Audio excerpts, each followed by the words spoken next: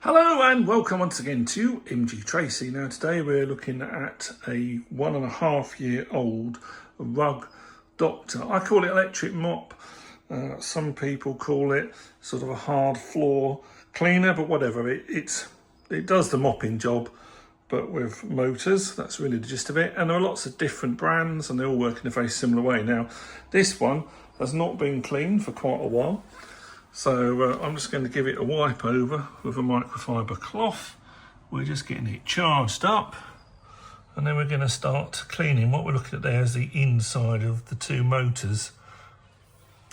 They've got a lot of hair on, we'll come back to that. Now the system, like most, does come with a self-cleaning mode, but to be honest, I'll show you how to do it. It's actually easier to sort of take these rollers with your laundry and run them through the washing machine and then just make sure they're dry. This doesn't dry them, it just goes over and over in cleaning solution, and you've then still got to take the whole thing apart to dry them. And if you leave that wet, and it's going to be a couple of weeks before you use it, or if you leave that wet, then it does tend to smell. This is the spray area. And the top, that obviously needs to clean, that's the side. This is the tank. Now that's what happens if you leave your cleaning solution in the tank. Really, you've got to undo this and empty it when you're not using it, because you are going to damage the plastic. It's still going to work, but doesn't look as nice, does it?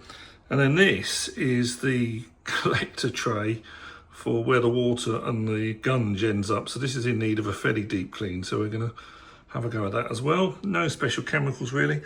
You can use the Rug Doctor liquid when you're setting this up, but to be honest, as long as you get the dilution ratios right, if you're using Flash or whatever you use in the Sephora as your normal cleaning regime, that's absolutely fine. Rug Doctor and all the other companies like Bissell would like to flog you theirs because they make some money on that, but you don't really have to. So you just unscrew the end there to fill or empty, and you can see there's a couple of lines. There's the max, you're probably not going to need that much really, and the self-cleaning bit. It's normally about a 1 in 40, 1 in 50 dilution ratio, so you very much do not need too much in there, mainly water. And I tend to use a little bit of warm water from the tap. That seems to work better. So the first thing I'm going to tackle now is I'm going to rinse this tray. This fits in the base, so this machine, you cold fresh water's on the top in the handle. The collection tank is right on the floor, and it's not an easy thing to empty. You've got to be careful as you get it out, you don't spill it back all over the floor. But I'm going to go microfiber and rinse that off and see how nice we can make that. There we go, after some warm water and a microfiber, that one's almost as good as new, and all the gunk from everywhere is sorted. Really, you need to give this a rinse off after each use, to be honest, just to make sure that stays clean. I say the tank, if that's gone, it's gone, it doesn't matter, it's only just discoloration. It's clean water in there, it's fine. But this one, yeah, you need to make sure you're getting this clean. Okay, so next thing, I'm just going to have a little bit of a sort out of the cover. That spray is where the cleaning solution comes out, so we might have to use a microfiber there. And just a quick polish on the top. And also, this is only no electrics in here, it's only metal, so there's again a build up of hair and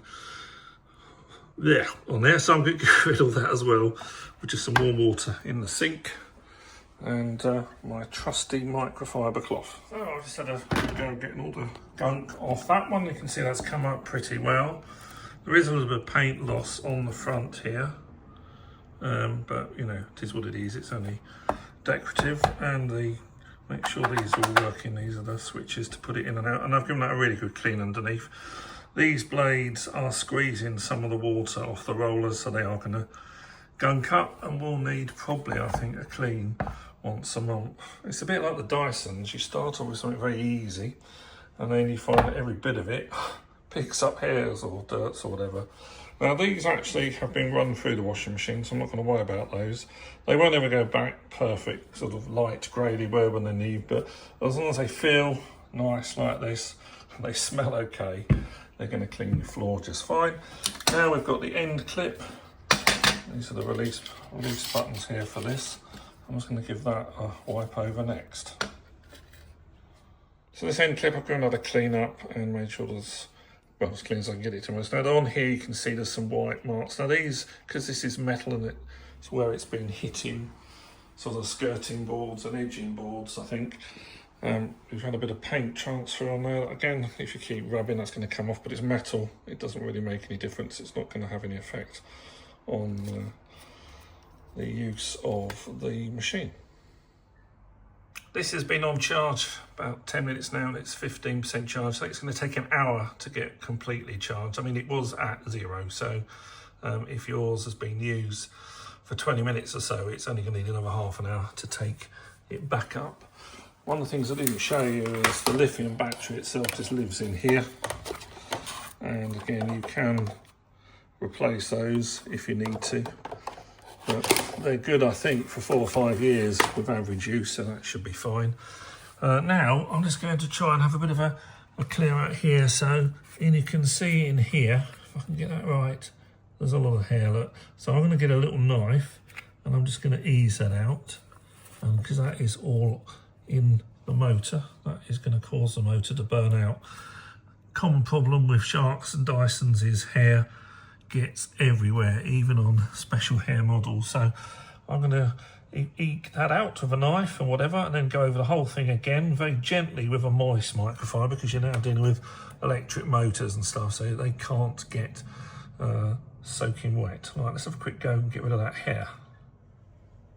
Now, I'm not pretending this is an easy job, and this is a real faff with a knife, or you could use a small screwdriver, but you tend to find a knife is better, because carefully you've got to not only pull this stuff out, you've got to cut some of it, or it's just wrapped around so well it won't come out. So I think I'm going to need to spend 5 or 10 minutes on that.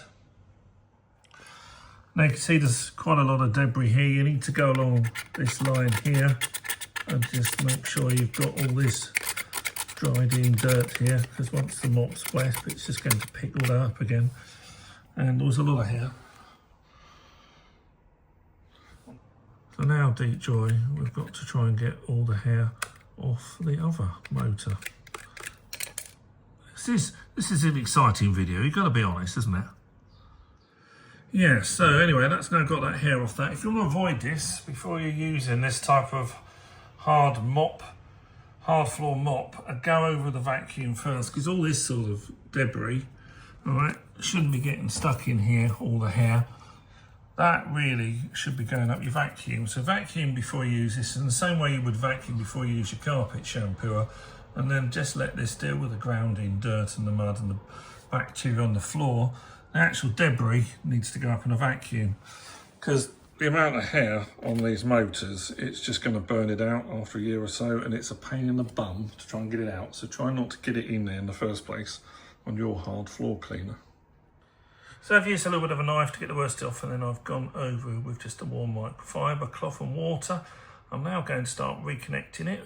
First of all, going to put the motor rollers back on. They just clip on. You need a little bit of force there, and that will just clonk onto the end. The back open end on the motor, and then this end will go on that metal piece we saw earlier that clips over the end. Both motors on. I'm just now going to push this, and this will click into the side. Remember, if you need to release it again, you just pull in these 2 little grey release togs there.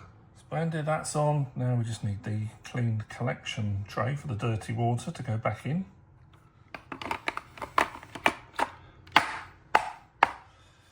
There we go. We now need just the cover. Still slowly charging that lithium battery. Right then, so let's see, so we're going to put this on here now. That is on, and then this one, of course, you just release there. Well, this is quite a solid fit, because it's going to connect up the water so that it can come out of there. I'm going to put a little bit of Sephora in there and some water, and then reattach that to the top of the machine. That's it, that's the tank filled, so we've just got to put the top back on that, and then we can reinsert it in the machine. This little bit just screws on. Again, give it a quick rinse under the tap when you finish using the machine. Right, so there we go, we just dock that in there. A little click, and that's ready to go. Right, so I think you can admit that already looks an awful lot better after a little bit of love and attention. So let's see how it does on the floor. Right, so if I put my foot here and pull back, we'll be in the operating mode. And then you've got your two switches, you've got your on. And you can see they're spinning away lovely there. And then you hold this one here, this button, when you want to spray out some water.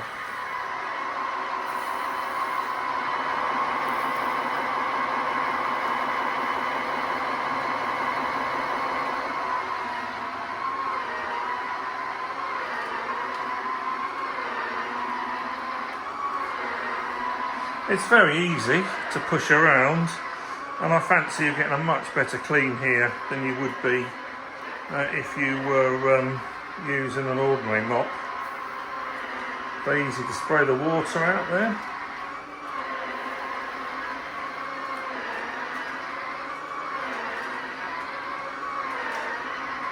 Right, I'll show you what that's done when I've finished doing the floor. Right, well that definitely gets it cleaner than mopping. There is a fair bit of resistance when you're pushing this, because although well, that's not on obviously at the moment, but when you're pushing it, one of the rollers is going in the opposite direction, so there's a bit more oomph needed than a normal mop. But you can get under all these places and you can get into the difficult areas just by swizzling it around, and it will get everywhere. It seems to almost get right up to the edge, and it certainly does a good job. So from that, I think this is quite a good find in the thrift store. I'll just show you the automatic cleaning regime. Like I say, I'm not sure I would do it. I'll be tempted just to strip that down, run them through the washing machine, or rinse under the tap and then just let them dry. I think that's going to be fine for most floors. So for the self-cleaning mode, you can just put in the water that's left here. Don't know about that much, that's fine. And then you plonk the machine in it. It can be on charge while you're doing this, and then what you're going to do is you're going to turn it on there, but hold this button for 5 seconds, and at the bleep then, in the beginning it sprays out water, but after that the water goes off and the machine goes into this self-cleaning. But to me this creates even more cleaning, because you're going to clean the tray. It's just as easy to take those rollers off, wash them in the washing machine with some other clothes. They don't clank around too much. Let them dry, perhaps do that, and then it's going to be much easier for you. You're not going to end up with smelly water or anything left in the machine, and then completely empty both tanks, the dirty water tank and the clean water tank, before you store it. So when you're getting this out, it's very easy to spill this over the floor you've lovingly cleaned, so make sure you give that a good rinse, and then pop the side off, pop these out, clean them however you want to. One bit I almost forgot when you're cleaning that, remember your little plug that's going in the tank with clean water. Well, actually that has a metal filter on there as well. Now you need to give that a rinse. I can't imagine quite what that is filtering out, but anyway, because it's clean water, but give that a rinse and dry that off with your tank. Some of my previous visitors, when I've done cleaning of hard floors or carpets, I'm often told this is the best bit. See what came out of your carpet or what was on your hard floor. Right, quick rinse, quick dry of everything, charge it up ready for next time, and I think we're ready to go. If you've got any questions, please put them in the comments below. You can send me a coffee, a couple of dollars, by clicking the super thanks button, and I just reinvest that in future videos. So this is Paul from London. Cheerio from a very warm, sunny day here in London. I hope you're having some good weather too. Don't forget to like, share and subscribe, and I'll see you in the next video. Cheerio.